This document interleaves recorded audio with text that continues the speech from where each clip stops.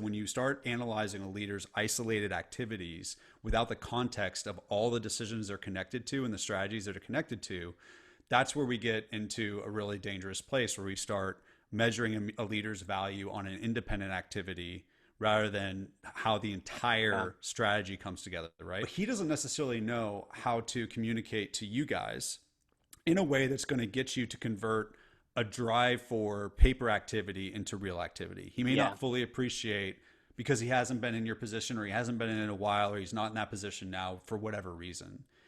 And so if you do what most individual contributors do and you go to him and be like, dude, that metric's bullshit and you know it, you're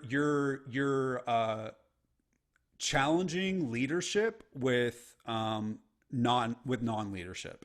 And I'm staying exactly where I'm at. You're staying in I'm the going to stay transactional right there. individual contributor level. Absolutely. But if you say, hey, I totally get why you wanted to do that. Yeah.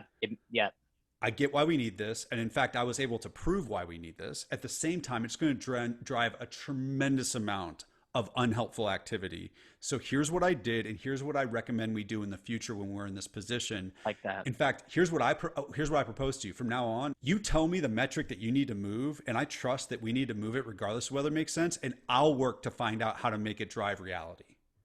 Yeah.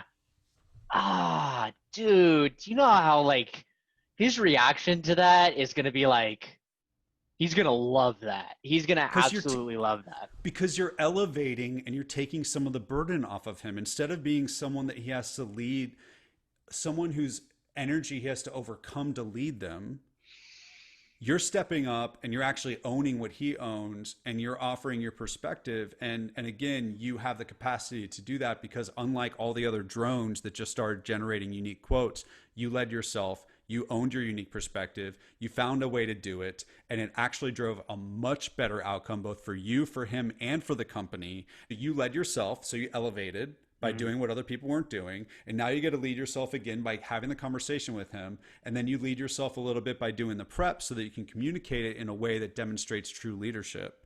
It's a fundamentally different way for you to approach your role as a peer, and your role as a subordinate to your leader. And it's going to make his job a lot better. And in turn, it's going to give you leadership opportunities down the road. Yeah, 100%. So doing things like this and taking these opportunities, not overstepping, remaining humble, remaining like, hey, look, I get why this is the way it is. I love that. Meeting it.